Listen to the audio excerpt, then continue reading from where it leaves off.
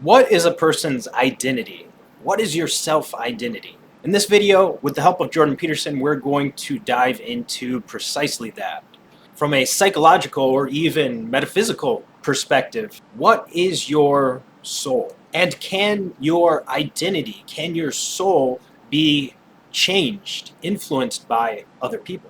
And how is your mind and soul a battlefield upon which victory ensures the psychological and perhaps metaphysical spoils of war in the form of the legendary Holy Grail, the magnum opus, the union of opposites, the kingdom of heaven, while defeat means great loss, hell on earth? One of the things I've been really shocked by, I would say, with regard to my fellow therapists, is their absolute cowardice, and almost universally so. I think it's particularly egregious on the therapeutic front with regard to self-identity. Yeah. Because here's two things that every psychologist who's actually trained knows, if they are worthy of the name. The first is identity is negotiated by anyone who isn't two, like literally. Yes.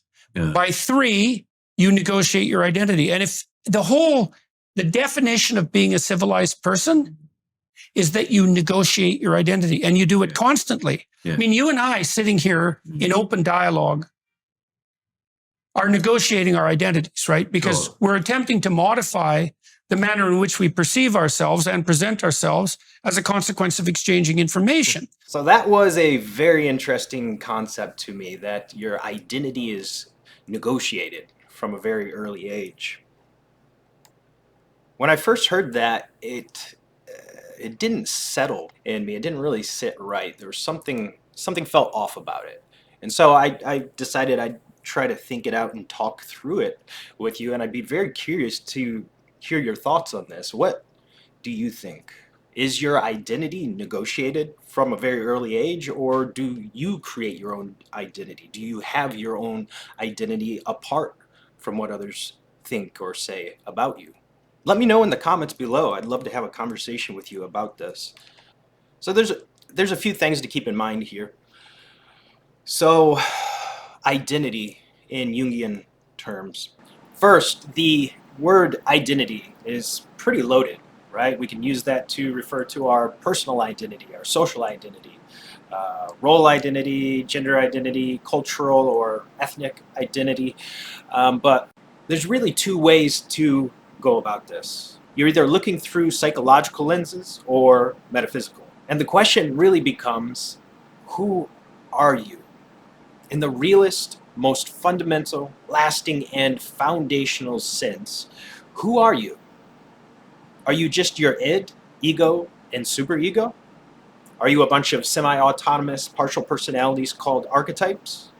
Or are you that and more? Is there something deeper? Is there a metaphysical part of you that is realer and deeper than all of these things?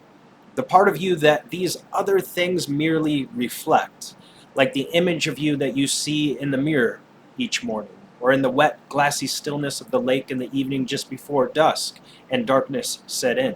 So Carl Jung, he proposed several concepts related to identity that most of us are aware of. The persona, the ego, the shadow, the anima and animus, the self as the whole, right? And that's kind of the most important concept in Jung's theory related to identity. The self, to Jung, represents the unified unconsciousness and consciousness of an individual, right? The unconscious and the conscious unified. The creation of the self, or the realization and integration of the self, is what he calls individuation, which is a lifelong psychological process. So basically, the way it works is you have these parts of yourself. Let's just imagine that you have this higher version of yourself, right? The most ideal, perfect version of you that you're always striving to become. Individuation is basically when you realize yourself and integrate yourself. Do we negotiate our identity? So let's try to understand this from a Jungian perspective. Our identity is made up of the shadow, the anima or animus, the persona, the ego. Do we negotiate these things?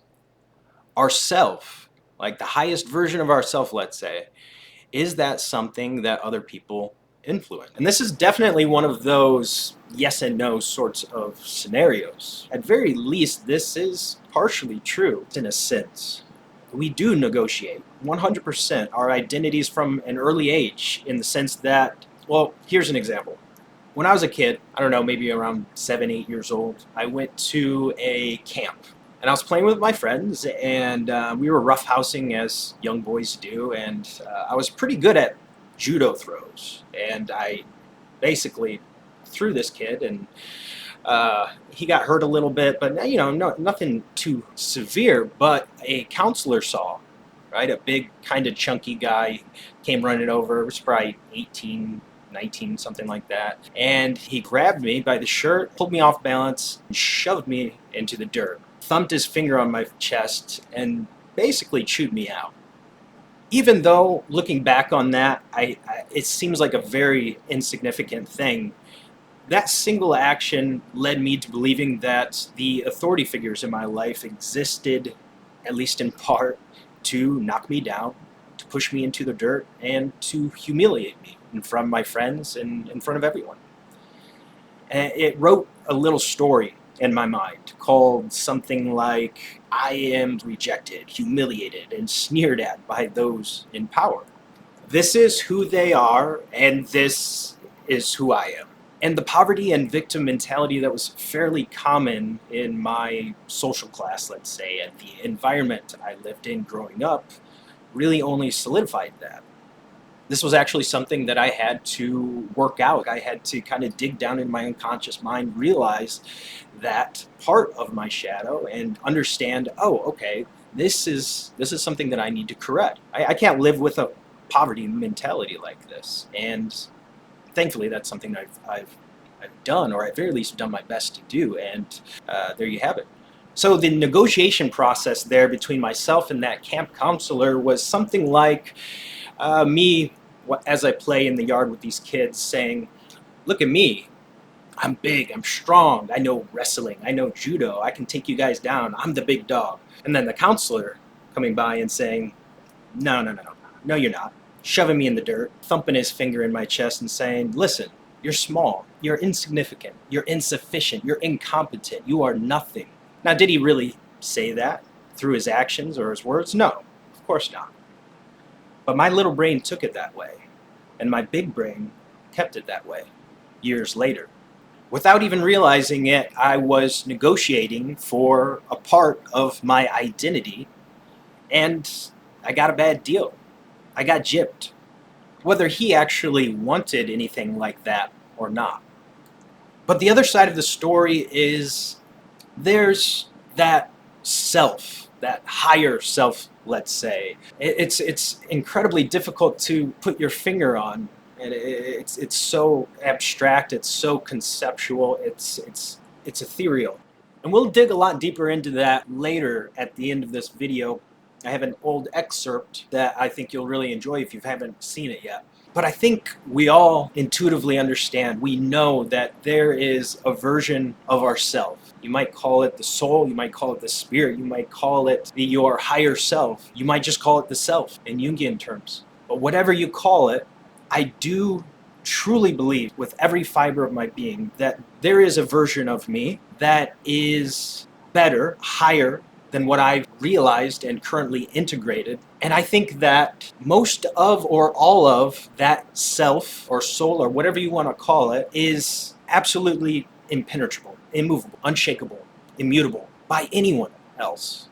That part of my identity is untouchable unless I give someone permission to change it, unless I allow someone to influence me in a way that changes it. This is, by the way, the Christian understanding of spiritual warfare. The battlefield is the mind, and the mind is part of the soul, right? The soul, it consists of, depending on your denomination or your belief system, the mind, the heart, and the will. And that's the battlefield.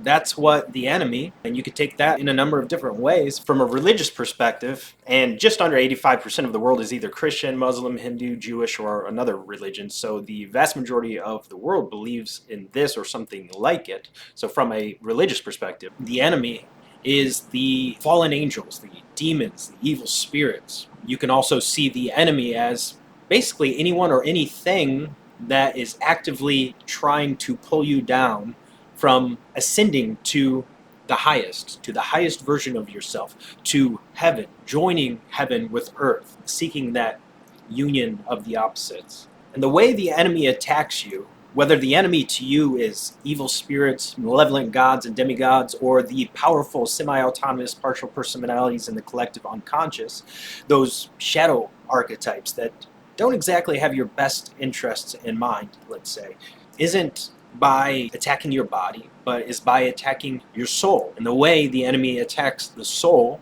is by influencing your mind, your heart, and your will. So anyway, after thinking through it, I realized he is right. We are in a constant state of negotiations for the identity we get to have in the future. And by extension, we're negotiating, in some sense, for our very souls. So I thought I'd encourage you to remember that as often as you can. Keeping this awareness is shadow integration and individuation at its best, because whether you realize it or not, every conversation you have with someone and the internal conversation you have with yourself after, every news clip you watch, every YouTube video you play, podcast you listen to, song you hear, every word, thought, theory, belief, or emotion that vibrates itself into your eyes or ears and thus your mind and your heart, they're building onto your soul or tearing part of it down. And in fact, they're doing both. All of these things are both life and death simultaneously. For example, a kind message from a loved one may bring life to your heart and emotional vitality, and simultaneously tear down and destroy a harmful part of your unconscious mind, your shadow. Like the bitterness you were feeling towards humanity in general these last few days, where everyone seemed to be self-centered a-holes hell-bent on ignoring or demeaning you or just being downright nasty. Every thought, every word you let in is bringing life and death. So just make sure that everything that you let in is bringing life to the good parts of your psyche and death to the bad. But I'll leave it at that for now.